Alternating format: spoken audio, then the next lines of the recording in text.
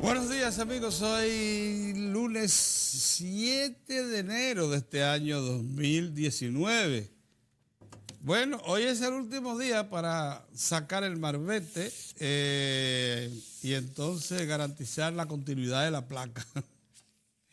Porque sin marbete la placa deja de tener vigencia inmediatamente. El marbete es el que le da la vigencia. Si no se tiene eso, a partir de mañana, 8 de enero, usted se expone a caer en manos de las autoridades, porque puede ser apresado junto con el vehículo, detenido pura y simplemente por andar ilegalmente en la calle.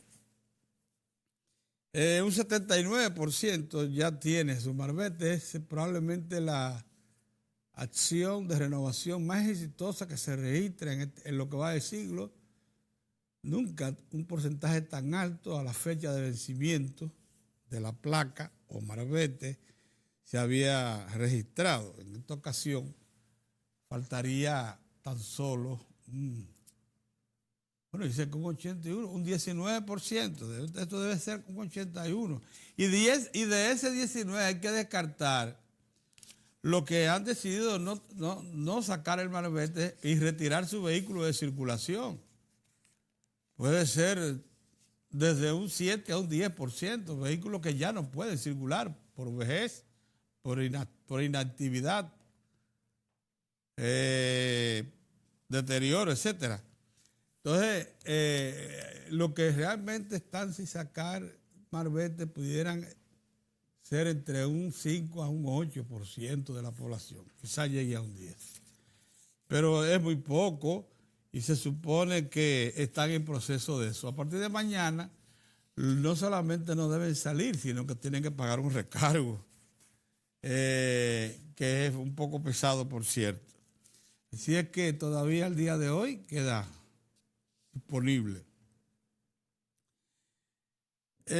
No sé hasta dónde el problema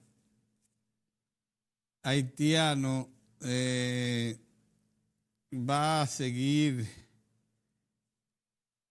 gravitando en la vida nacional sin que se tomen decisiones de mayor definición por parte del Estado con respecto a políticas migratorias, y en especial la que tiene que ver con el vecino haitiano. Se registraron eventos recientes importantísimos, ya ustedes saben, la firme resolución del Estado dominicano de estar ausente de los documentos de Naciones Unidas de migratorio y de repatriación. Nosotros no vamos a estar metidos en ningún tipo de compromiso de esos que han adoptado muchísimas naciones que procuran de alguna manera mejorar el entorno de movilidad que está generando los países pobres a los países ricos. Eso a nosotros simplemente no nos incumbe porque estaríamos creando el incentivo para que una población de más de 10 millones de personas, todas en situación de pobreza extrema, un 80%, mucho más de un 80% en pobreza extrema, tenga como incentivo trasladarse al país por la vía que fuese eso. Entonces nosotros no podemos estar en eso. Pero a la firma de esos documentos nosotros adoptamos la decisión de constituirnos en una especificidad en el mundo moderno, en lo que hoy llamamos población terráquea, que se expresa en estado de gobierno, con sus estados y su organización social específica. Los dominicanos, dentro de esas casi 200 naciones existentes, estamos en la obligación, luego de rechazar firmar con la mayoría de esas naciones 2 documentos que se refieren a población migrante, que le dan derechos. Luego de rechazar eso, tenemos que decir por qué, expresándole una clara definición de lo que es nuestra visión. La necesidad que tenemos de proteger nuestro territorio, de autodeterminar lo que queremos, de proteger también nuestras fronteras. Mucho más ahora en que el Papa envía un representante, el Papa Francisco de la Iglesia Católica envía un representante, el obispo el cardenal de El Salvador, a decirnos a nosotros que tenemos que seguir protegiendo y darle la mano a los haitianos. Para que ustedes vean si estábamos o no en lo cierto cuando decíamos que esa resistencia y esa campaña pro-haitiana de los jesuitas en el país, que se niega a que nosotros mantengamos controles fronterizos, todo lo contrario, que relajemos de tal manera las regulaciones con los haitianos que permitamos que todo el que desee cruce la frontera y se incorpore a la vida nacional. Eso es lo que plantean el grupo Juan Montalvo y todo lo que las organizaciones influidas por los jesuitas y buena parte de la sociedad civil, que eso provenía de una política jesuita a nivel mundial presidida por el Papa Francisco. Lo demás es cuento de camino. Esa es una de las causas de la remoción del cardenal López Rodríguez. La firmeza, la resolución con que afrontó el tema haitiano.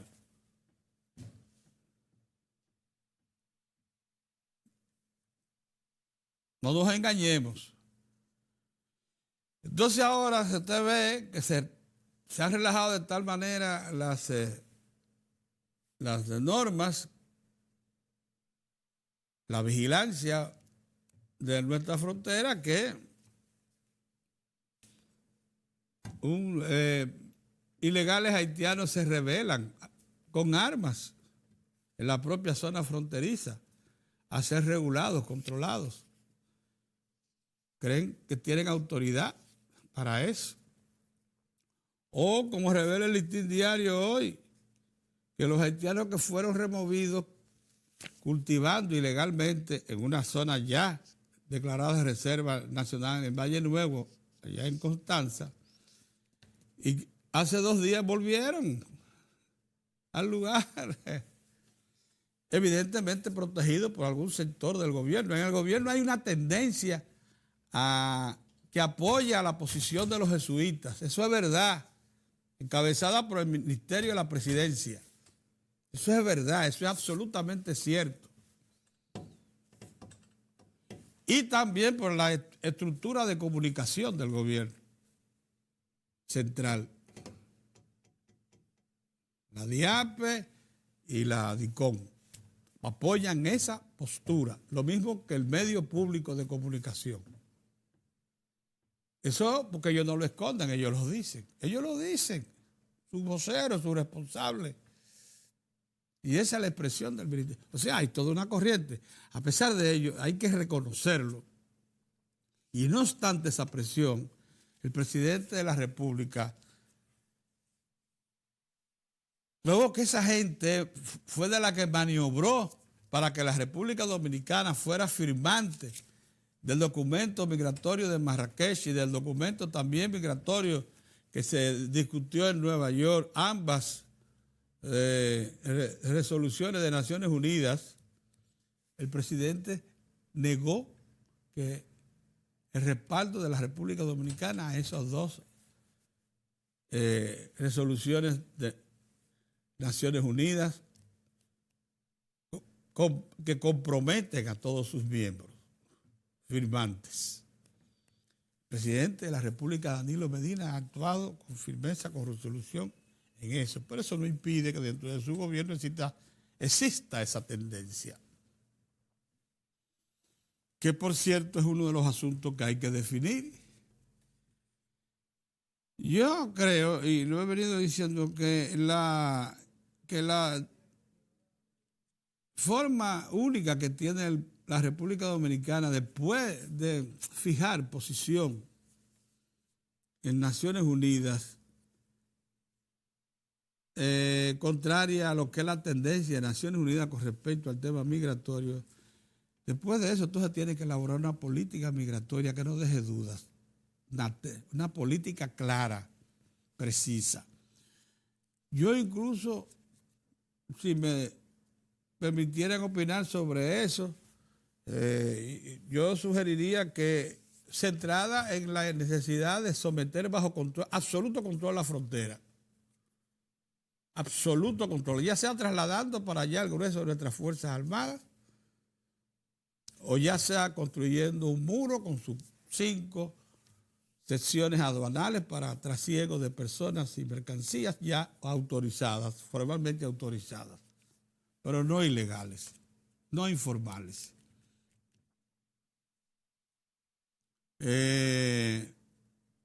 Necesitamos una política migratoria en ese plano que garantice que la frontera sea puesta bajo control. Eso no admite más dilación. Mientras esa frontera esté abierta, 390 kilómetros de línea fronteriza esté libre, tan solo con 5 puestos fronterizos y con 1.200, 1.800, 2.000 soldados de CESFRON, eso no va a ser posible contener el trasiego de mercancías y personas por esa larguísima extensión territorial de la República Dominicana, que sigue siendo un objetivo de los vecinos, porque de este lado encuentran trabajo, aunque esté mal pago, pero lo encuentran.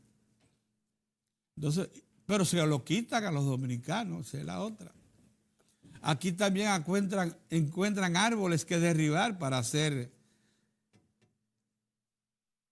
carbón o llevárselo simplemente a su país para cocinar.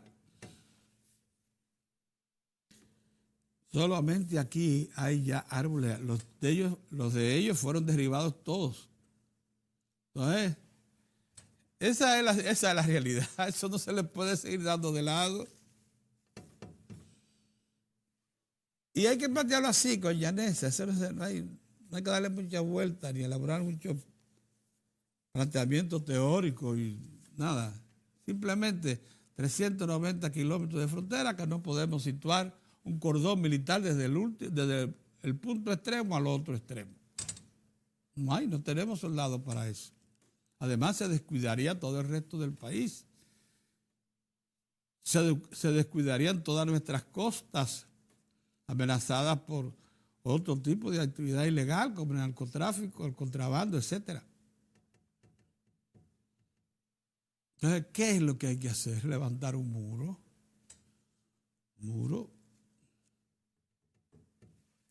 Concentrar una parte importante, sí, no toda, pero una parte importante de las Fuerzas Armadas en las zonas cercanas a los bosques para que sean estas responsables de la sobrevivencia y protección del bosque dominicano, del que dependemos todos, incluyendo los propios haitianos.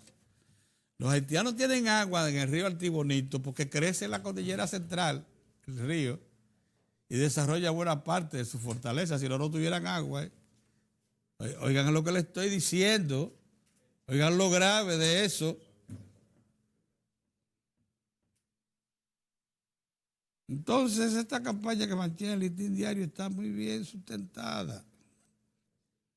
Miren ahí, la misma gente que fueron al mismo lugar donde fueron desmovilizados hace 2 días, ahí están de nuevo.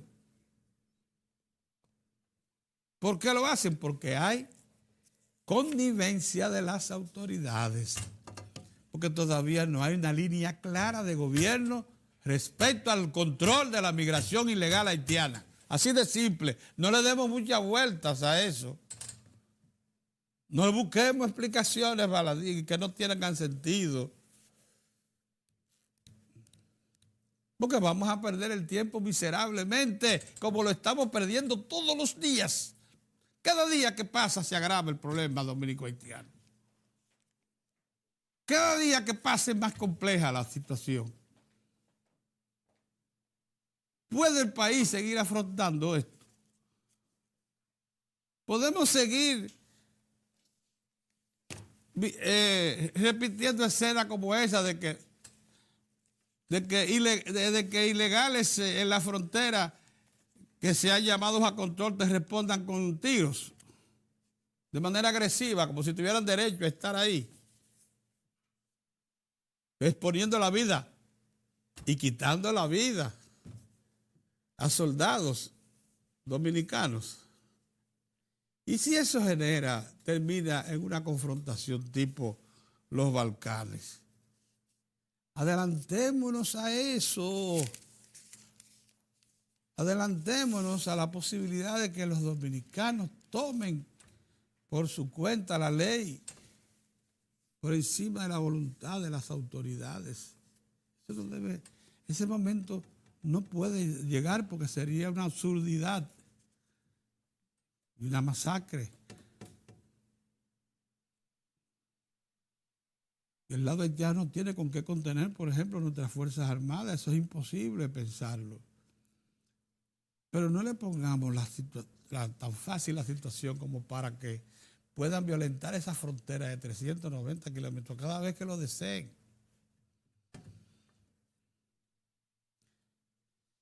Yo insisto que después de la firmeza que mostró el presidente de la República desautorizando la firma dominicana, 2 documentos promovidos, resoluciones de nivel mundialista, que involucran a más del 50% de las naciones organizadas de la tierra, después que el presidente de la República fijó firme posición con un documento público de tanto contenido y de tanto compromiso, lo que resta ahora es una política migratoria que hay que elaborar rápidamente, con esas líneas maestras que aparecen en ese documento.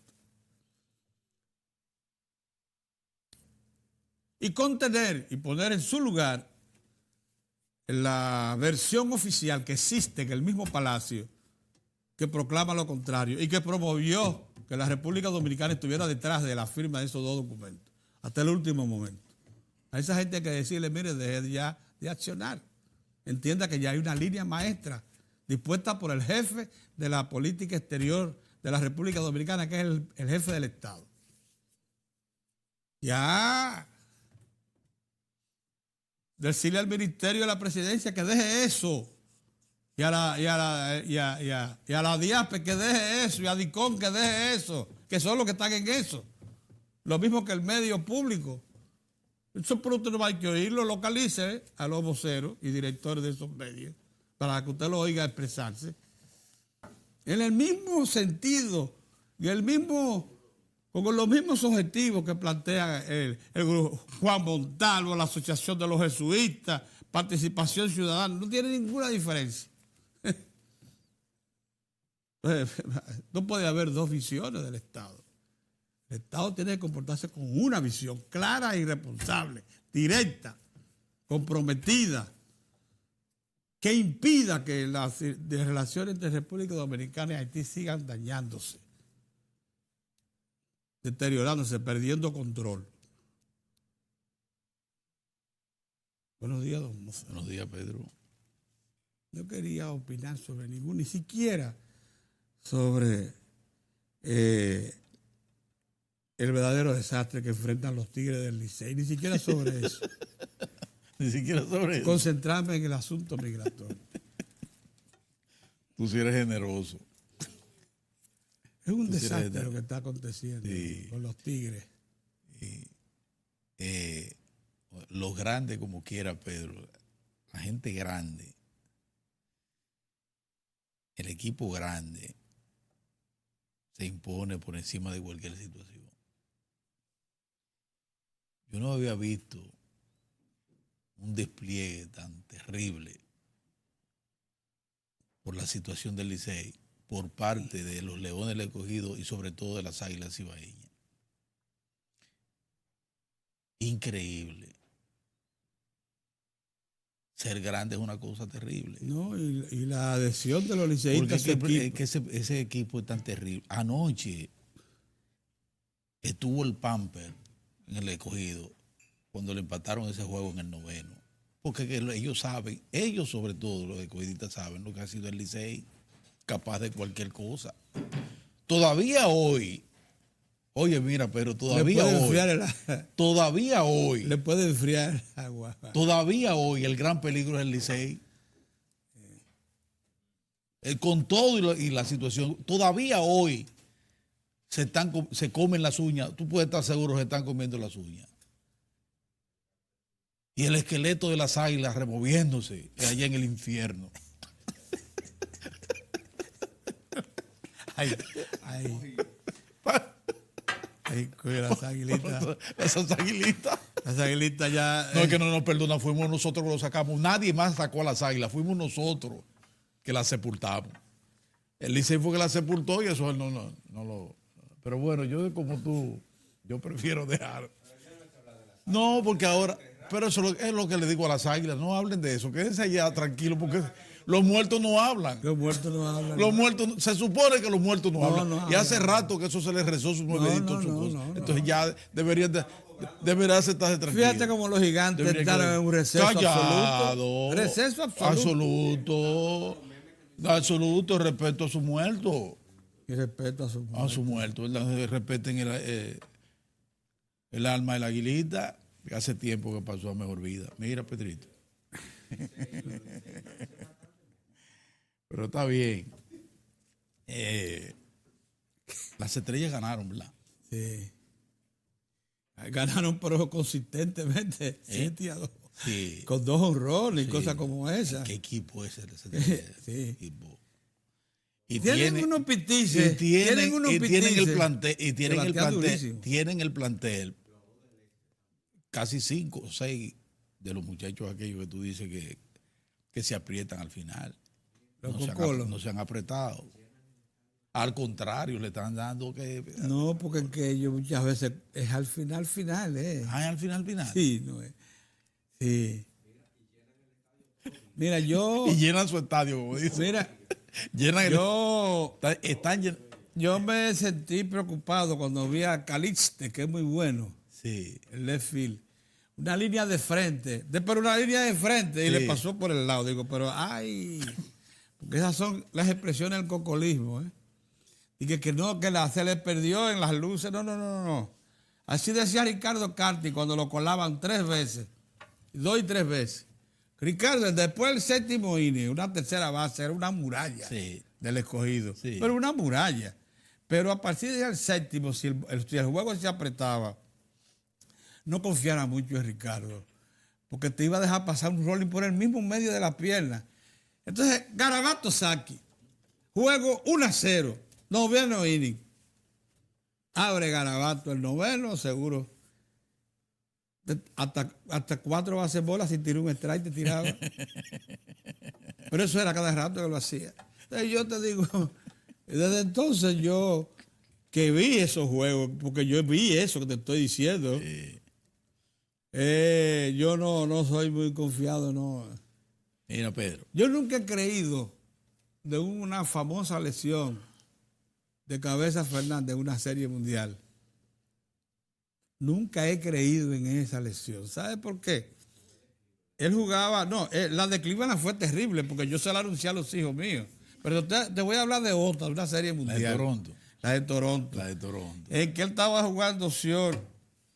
Óyeme, y fue sacado en el segundo juego de la Serie Mundial porque se mantuvo demasiado tiempo, para una doble jugada, se mantuvo demasiado tiempo en la segunda, cuando fue a recibir el... Eso, yo nunca he creído en eso. ¿Tú sabes por qué? Porque unos años después, cuando él fue cambiado a Cleveland, yo le dije a los hijos míos, cuando lo llamaron a defender la segunda base, digo, ¡ay, Cabeza! ¡Ay, no! Que en un 8º inning, ¡ay, no! Es un peligro enorme. Los muchachos, que sabían mucho de pelota, los hijos míos, me dijeron, no, papi, coño, no exagera, no, digo, no, eso es peligroso. Rolling de frente a Cabeza, se le fue entre las piernas, se perdió el juego. Yo vi eso, ¿eh? Sí. Entonces, por eso yo... Un error lo hace cualquiera, Pedrito. Pero oye, pero que yo vengo viendo... ¿Tú sabes qué es lo que pasa? Que lo del el cocolo se aprieta ni siquiera es mío, es de los Wall Street, de la normal. De los apostadores que decían que entre octavo y noveno, aparte del séptimo, una alineación donde hubiesen más de 2 cocolos de 9 era demasiado riesgosa. Y más si estaban en posiciones clave. Bueno, es una tesis de los Wall Street. Porque el cocolo nació para jugar pelota, esa es la otra. No hay cosa más elegante que un cocolo jugando pelota, en cualquier posición. Es bateador firme, sólido y es un jugador defensivo de habilidades extraordinarias. Pero el problema es que parece que a partir del séptimo, si aparece un blanquito, se recuerdan del látigo. Y ahí viene la apretadera. Jóvenes. Yo creo, eso es lo que decían y yo adopté como principio, los Wall Street. Concluido la sesión deportiva de hoy, déjenme yo referirme a la decisión del Poder Ejecutivo de aceptar y aprobar los 6 reglamentos. 6 de 22, pero esos 6 son los básicos. Esos son los básicos, Pedro. Esos son los básicos. Porque son 6 reglamentos del Instituto de Tránsito y Transporte, del Intran, que le dan sustento a disposiciones contenidas en la Ley de Tránsito y Transporte para atacar el desorden del tránsito. Sí, es verdad. Se lo voy a reducir ahí. Para atacar el desorden en el transporte es un resumen y el abuso. Así es. El desorden de quienes creen que pueden andar con cualquier pueden andar, carcacha y que la licencia en la calle, peligro a la gente. Y que la licencia es eterna, aunque usted se constituye en un peligro público. Sí, no.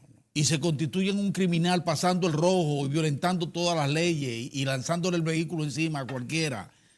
Su licencia es permanente y de por vida. Terminó. Corto de visión. Minusválido. A los minusválidos se le va. Tienen que. Otra cosa importante. Se le puede conceder licencia. Otra cosa importante. Pero que sepa que tiene que adaptar el vehículo. ¿Licencia para quién? ¿Quién va a conducir? ¿Quién va a conducir un carro del transporte o un camión, un vehículo de carga? Aquel chofer que pase por la escuela y se someta también a los estudios que tienen que someterse para usted conducir, por ejemplo, una patana. Se acabó el relajo. ¿Por qué? Porque ya eso está establecido y ya tiene su reglamento. Se acabó el relajo, compadre. No hay justificación alguna para ver esos conductores que parecen corredores de pista, Pedro,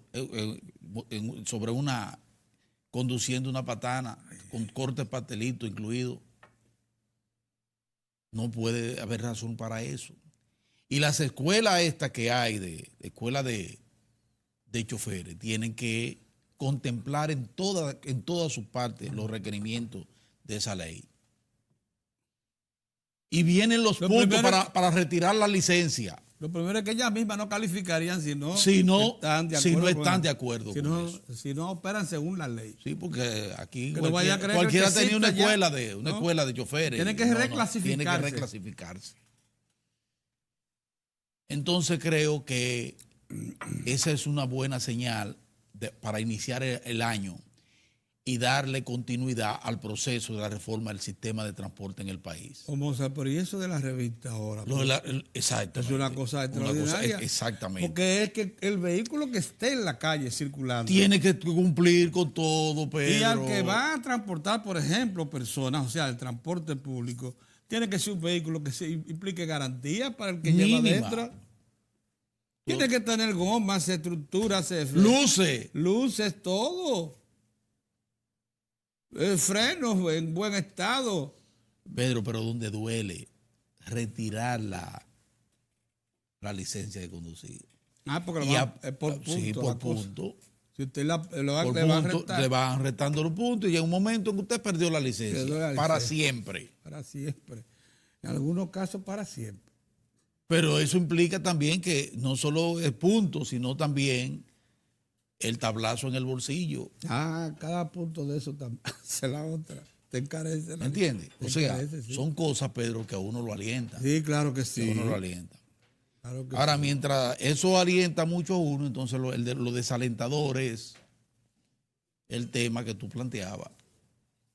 No, pero esto ya. El tema que tú ya planteabas. esto hizo crisis, Mozart. El tema que tú planteabas. Hizo crisis, ¿sabes? Porque le están enrostrando al gobierno dominicano, enrostrándoselo, como dirían como dice el pueblo, se lo están estrujando en la cara, que no tiene capacidad para mantener el control. O sea, lo están retando. Retándolo, retándolo. Eso que está pasando, por ejemplo, ahí en el parque, en Valle Nuevo, eso no tiene razón de ser. Eso a lo único que apunta es a una desobediencia terrible y una violación a todo. Y aún hagan lo que les den la gana. Eso es lo que nos están diciendo los ocupantes, que en su casi total mayoría son haitianos que están ahí. Son haitianos. Haitianos. Y dicen, estamos aquí, de aquí no nos saca nadie. Como aconteció también con ese incidente, que no es el primero ni va a ser el último. Que eso es lo grave. De ese trasiego de droga. Porque no era otra cosa, Pedro. Y responderle a un llamado al padre a tiro limpio y matar un miembro del ejército. Bueno, pero eso es lo que nosotros estábamos creando, con ese dejar hacer, y algunos marchantes del gobierno alentando. Así es. Pues yo lo veo en la televisión. Sí, es verdad. Pues eso es lo que estoy diciendo. Alentando desde el gobierno ese tipo de acciones que son intocables y que hay que dejar hacer desde el gobierno. Es lo que digo, es lo que la cosa terrible. Eso es inaceptable, Pedro. Inaceptable.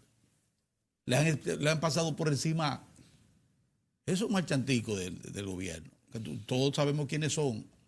Sí. Le supo a nada la advertencia del presidente. Y todo eso que el presidente dijo el 27 de febrero, para ellos eso no significa nada. Porque dentro de su agenda, la agenda de ellos, que es la agenda de USAID. Y del Papa, y del Vaticano. Sí, eso no está. Vaticano. La advertencia del presidente y la disposición del presidente, para ellos eso no significa nada. Porque ellos están en otra cosa. No es un chantaje, pero yo lo voy a decir, porque yo creo en eso. Además, ese tema lo va a definir todo. Ese tema, el tema migratorio, el tema haitiano, que le están dándole de lado, o se están haciendo, eso lo va a definir todo. ¿Quién dice? Y ustedes saben a lo que yo me refiero. Este proceso electoral, ¿qué es lo que más le inquieta a los políticos? Eso es lo que más les inquieta. Bueno, esa agenda electoral la va a definir ese tema. Eso es lo que va a definir la agenda electoral. Entonces vamos a ver, porque aquí habrá de decirse todo. Y aquí todos tenemos que ponernos en atención a preservar el territorio. Eso es así. Y a reclamar una política migratoria efectiva. Porque de lo que se trata es de preservar al país. Sí, preservar al país. Del gran riesgo y el gran problema. Del principal riesgo y el principal problema del país, que es Haití. No, y de riesgo de una guerra civil. De todo es riesgo, porque una guerra civil, ¿qué es? Sí. Echar abajo todos estos logros. Sí. Todos estos logros magníficos. Una balcanización. Todo esto que se ha logrado en la administración del presidente Danilo Medina se va por la borda si no se atiende con la debida responsabilidad el tema migratorio y el tema haitiano, que me digan que es. No, el tema haitiano. El tema haitiano. Porque a eso es a quienes le temen. Al chantaje haitiano. Óigame, y no es que se le va a quitar la posibilidad a las estructuras productivas de usar fuerza de mano de obra haitiana, lo único que va a tener que ser documentada y autorizada y supervisada. Si logra el presidente que muchos de sus colaboradores lo respeten y sigan la ruta de él, eso va a ser. De lo contrario, no, Pedro, porque que esa agendita pesa. Esa agenda externa pesa. Hay gente con compromisos muy serios fuera de la agenda nacional.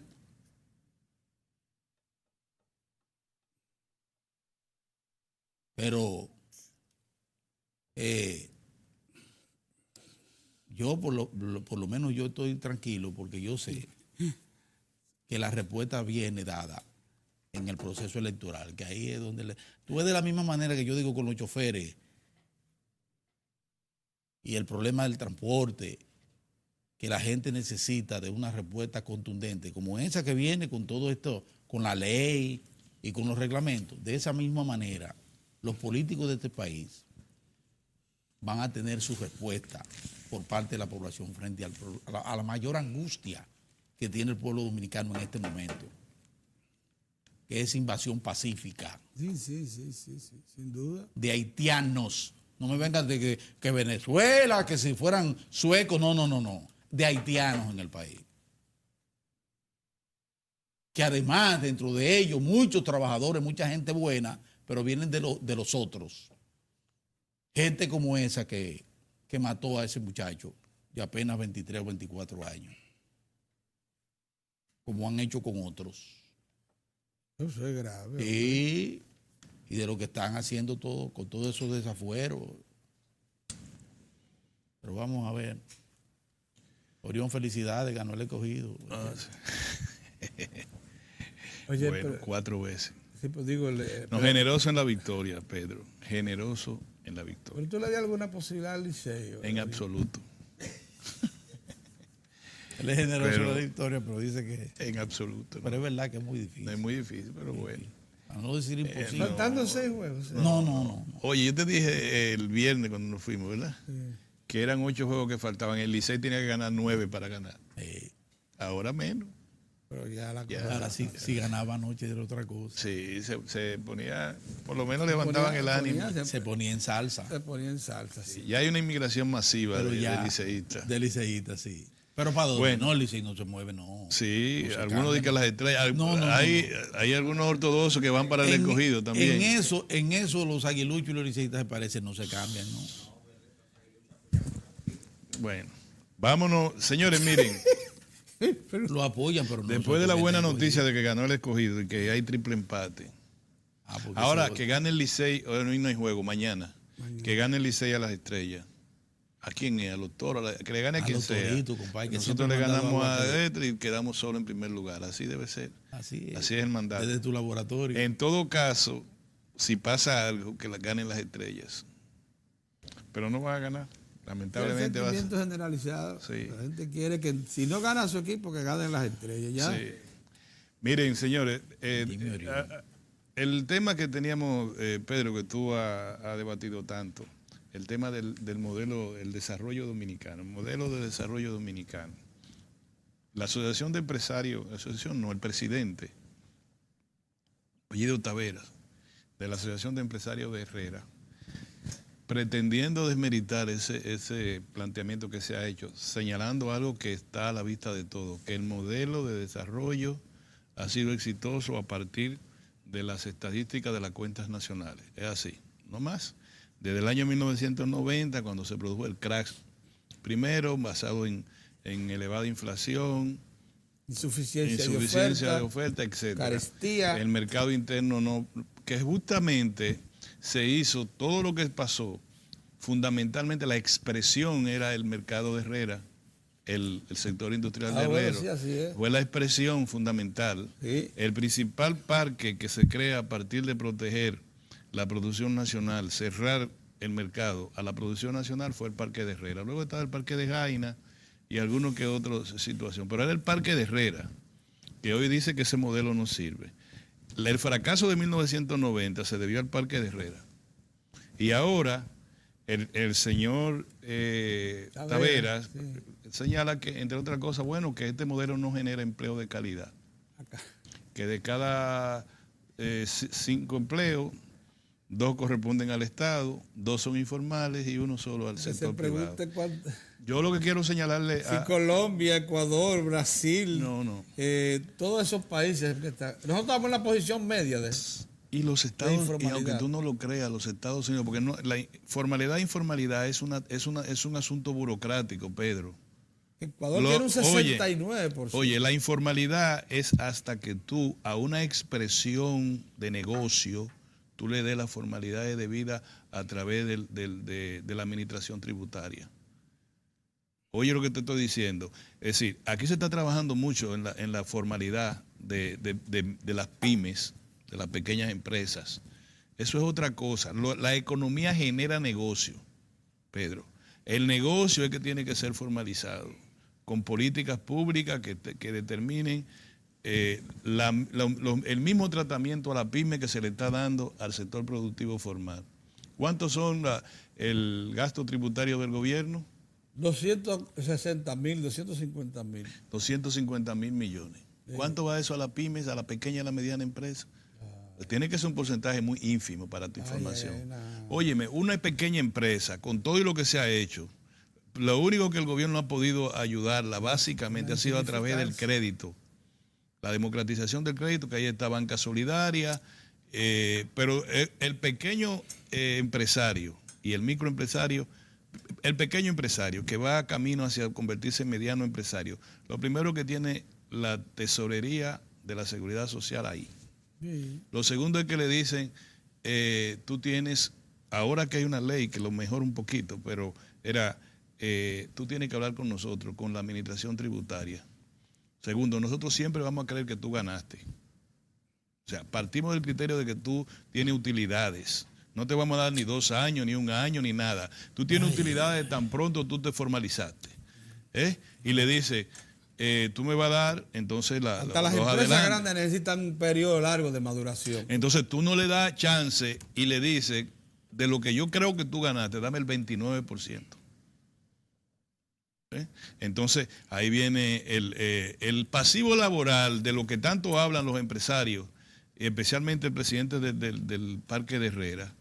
Ese pasivo laboral que se mantiene, ahí está en la prensa, que se mantiene igual, digamos el activo para los trabajadores desde hace 14 o 15 años, que no se mueve nada.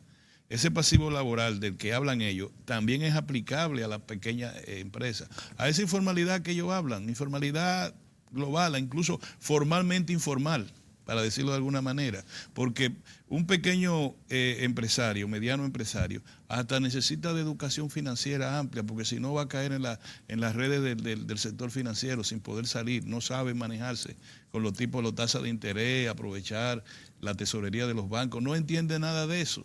Entonces, el pequeño empresario también tiene que pagar ese pasivo laboral. Tiene un empleado, el empleado tiene sus vacaciones, su seguridad social, va a la parte esta de la pensión, sistema de pensión. O sea, una tesorería fuerte para una empresa que el Estado le dice, usted está ganando. Acabándose de formalizar, le dice, usted va a ganar este año. Formalícese y usted tiene que buscarme dinero a la administración tributaria. Entonces no me venga él a decir que el empresariado de la informalidad, qué sé yo cuánto. No.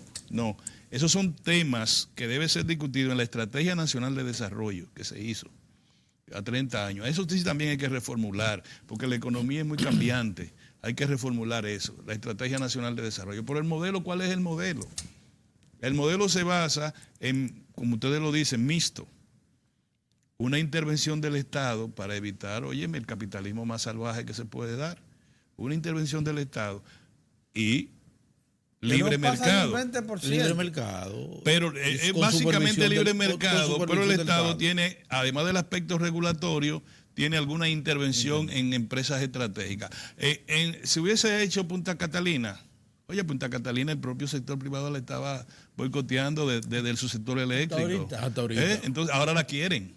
Ahora están procurando que se la regalen en papel de celofán. Entonces, ahorita. el Estado participa en emprendimiento, en iniciativas que tienen que ver con el aspecto estratégico de la economía dominicana, como es el subsector eléctrico, que se mantuvo, señores, que no había un sector productivo en América Latina que tuviera el nivel de utilidades del subsector eléctrico.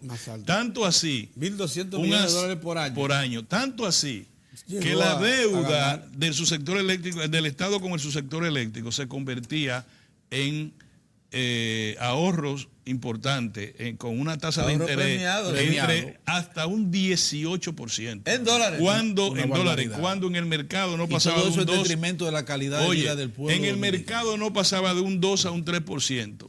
No llegaba a un 4% nunca. Una barbaridad. En la tasa de interés en dólares había que pagarle hasta un 18%. Para que lo sepa. Una actitud mercenaria en términos...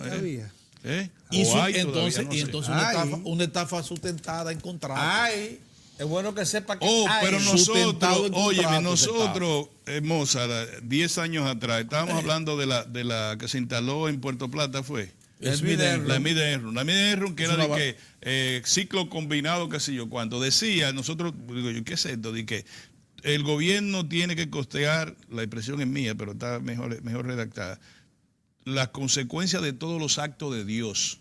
De todos los actos de Dios. Digo, ¿qué es eso? ¿Por qué involucramos a Dios en esto?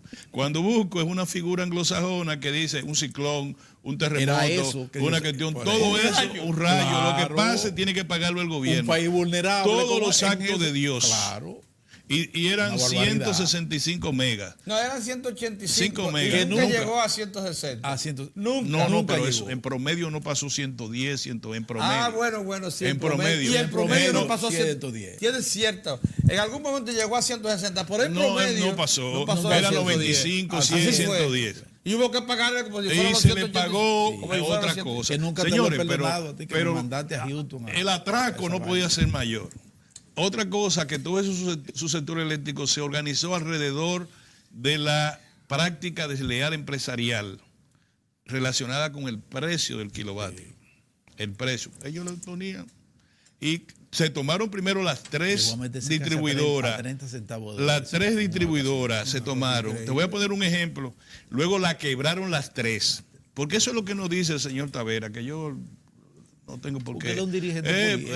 ¿Por qué no dice? Quebraron las tres plantas, el sector privado, nacional y las que la quebraron están aquí todavía. Y Urión Fenosa, aquí están. Y una de ellas la vendió en $72 pesos, el valor de $3. Sí, así fue. 72 pesos. El valor en su momento del tipo de cambio, 72 pesos.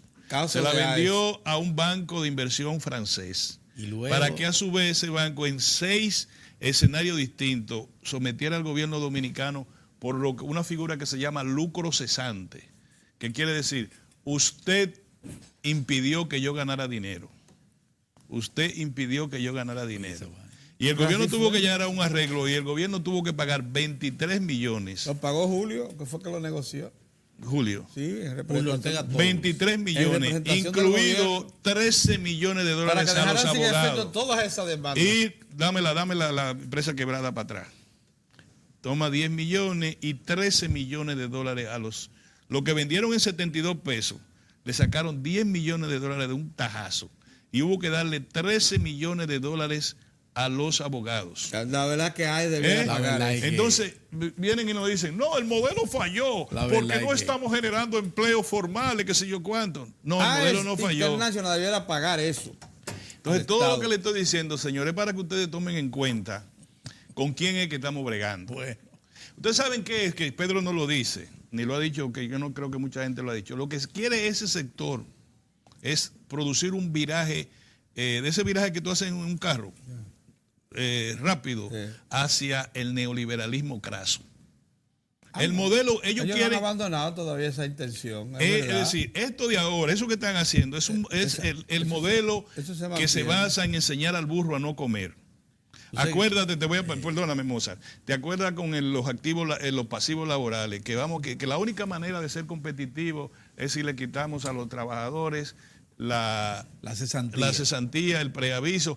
que podamos cancelar a las mujeres preñadas. Y cuidado con aumento de salario porque eso crea distorsión. Sí, óyeme, que podamos cancelar a las mujeres, Eso lo tiene, a las mujeres preñadas Sí. en ese estado de gestación. Sí. Eso no importa. Tercero, que violentemos todo lo referido a la Organización Mundial del Trabajo, a la OIT.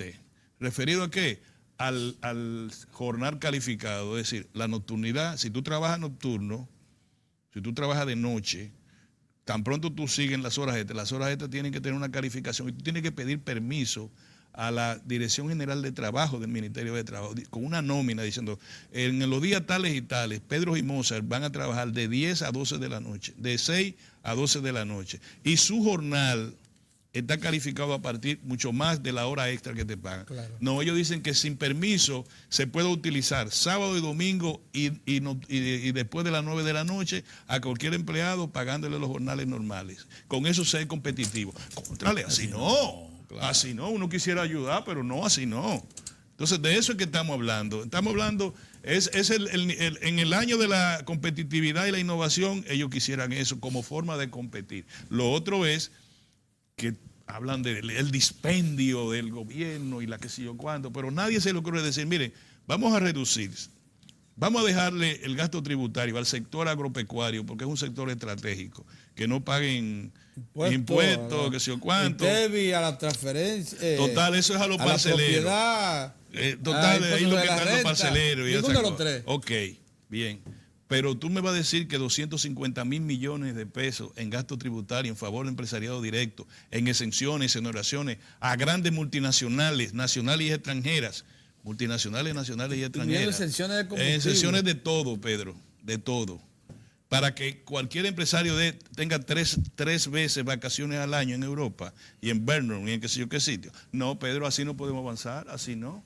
Pero entonces, uno le tiene que decir, Pero tranquiliza un poquito, porque yo esta mañana me inquieté un poquito, no mucho, un poquito, cuando vi el titular que decía, empresariado insiste en cambio de modelo.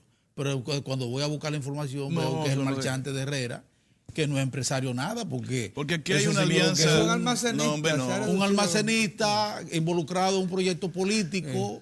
Eso es lo que es ese señor Tavera. Pero además, se ha reducido a un almacenista. Pues el empresariado, digo yo, bueno, déjame ver, cuando ve, ay, el niño Tavera, no. No, pero así no. Además, nosotros duramos, señores, miren, ustedes lo que un poco estudiamos, leemos los temas económicos. Pedro y Julio nos han enseñado mucho al respecto.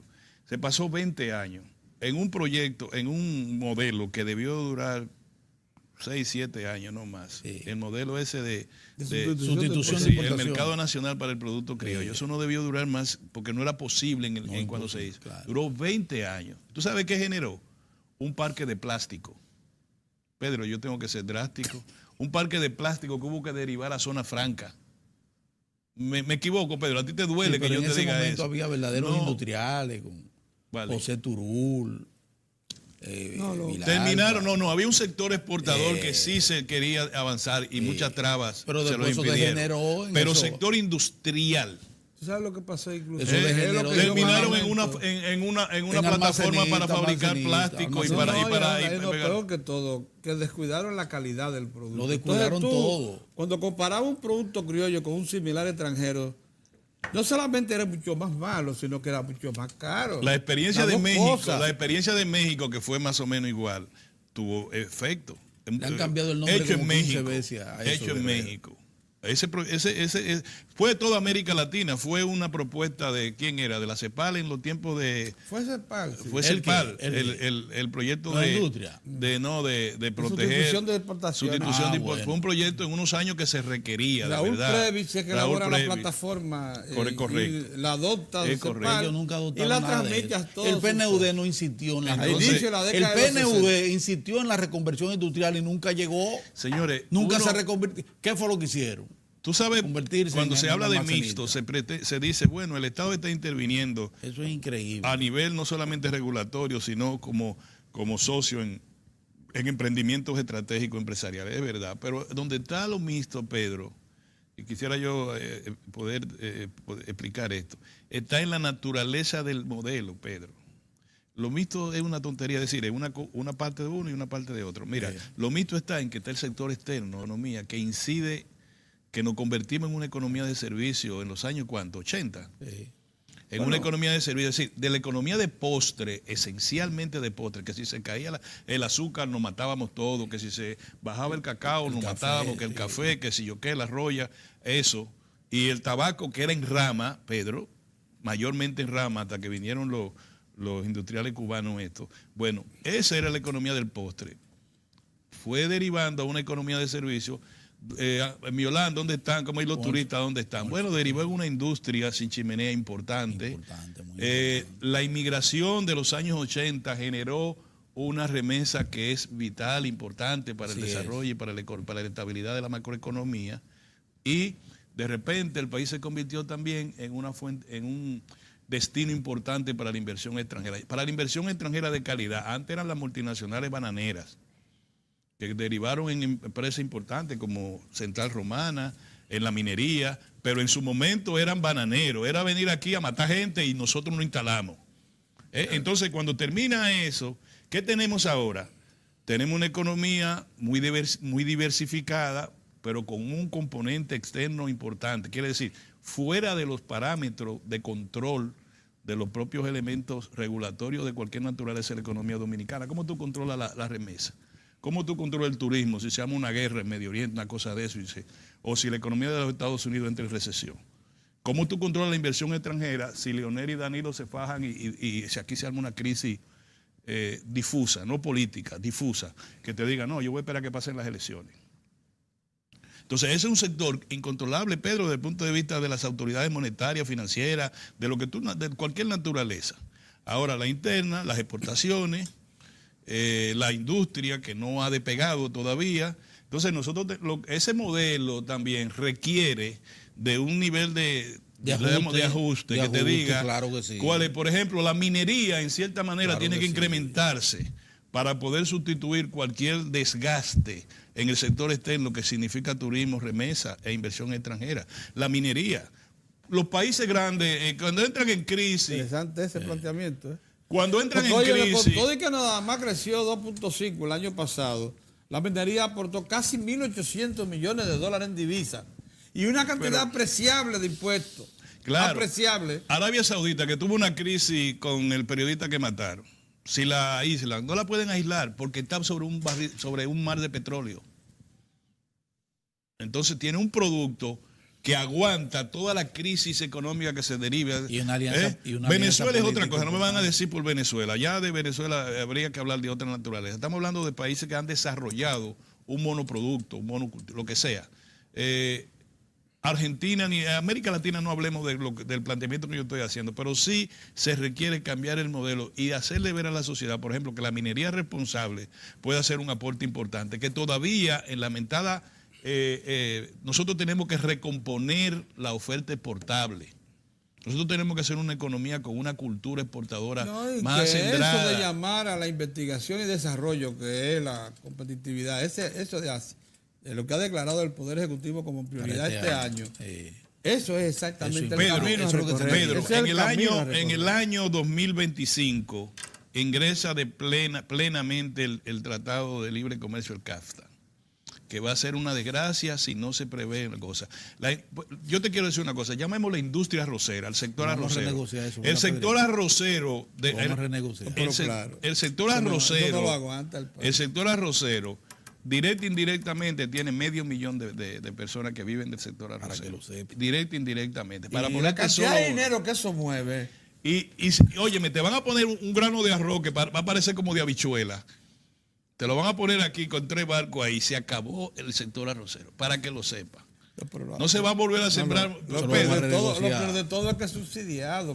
Claro, pero que en los Estados Unidos, por eso es la guerra. Los Estados Unidos, en Estados Unidos te pagan para que siembre y te pagan para que no siembre. También. Así es. Entonces, vamos a verlo de esa manera. Un empresario no puede creer que su negocio es la República Dominicana. Si usted usted está fabricando plástico y el plástico está en desuso, cambie para un modelo menos agresivo con la naturaleza.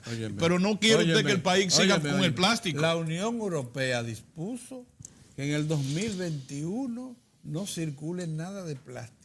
ni bolsas. Se lo estoy diciendo a la gente de Herrera, ¿eh? Y ya en el 23, Pero ese hombre, totalmente. ese hombre no produce nada. Entonces, que no, Él entonces. lo que tiene un fallo, una secretaria. Señores, Y un si vamos a periodista para discutir hacer el notica de tema prensa, del eso es lo modelo que hace. económico, pensemos siempre en el país. La generación de empleo formal e informal, eso es tontería. Tú lo que tienes que procurar que una persona esté ganando la comida de su casa y después vamos a resolver. Sí, todo el 65, 70% de los empleos y mejorar el salario. y qué bueno que están ahí. Y mejorar el salario que está en la está estadística frisado. de CEPAL, en las estadísticas de los organismos multilaterales, la República frisado. Dominicana aparece con una informalidad de 56%. ¿Sabes cuál es la de Colombia? 58%. ¿Tú sabes cuál es la de Perú? 60%. 60 en ¿Tú Perú. sabes cuál es la de Ecuador? Casi 70%. ¿Tú sabes entonces cuál es el? Nosotros estamos en el nivel medio. ¿Tú sabes cuál es la de México? Salario. 58 también. Señores, si no ¿De se- qué estamos hablando? Salario. Usted sabe Eso dónde es debe cuento, haber una salarial, alianza, Ese cuento una- de camino. una alianza público-privada en el incremento salarial. Ahí es. En el incremento No salarial. podemos seguir con Es 13 decir, salarios mínimos para un mínimo Aquí hay mercado, dos cosas es que una son barbaridad. anacrónicas. No se sabe. Esa técnica que ha tenido el empresariado dominicano en los últimos 15 o 20 años de enseñar al burro a no comer, van a terminar que es verdad que no va a comer, pero el burro se va a morir de hambre. Mira, ¿Cómo diablo puede un guachimán, finalmente, Pedro, vivir con 14,000 pesos mensuales? Dime, ¿de dónde? Pero ¿En cuál canasta? es que no son 14, Pero es que no son 14, pero tú Dios le pusiste mío, un chin es que más. son 8. Son ocho. Y Ese- entonces ese una amigo- dificultad enorme para cobrarlo.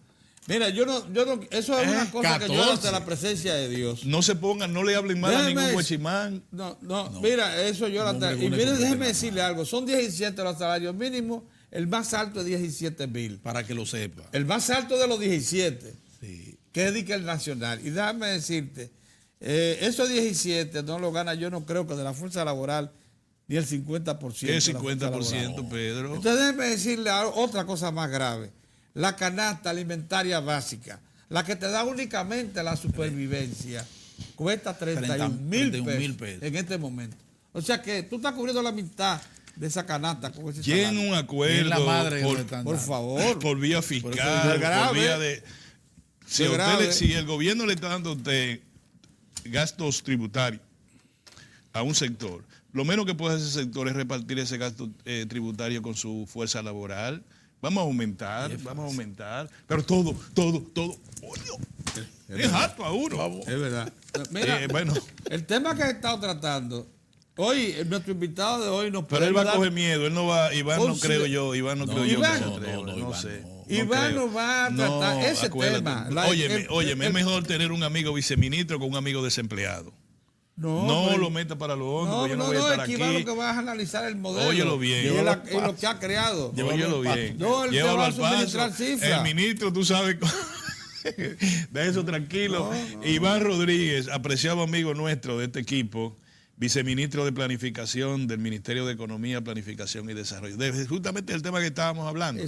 Si él quiere irse para lo hondo, déjalo, pero no lo empuje. Está bien. Vamos a hacer un Volvemos ahora. cambio y retornamos.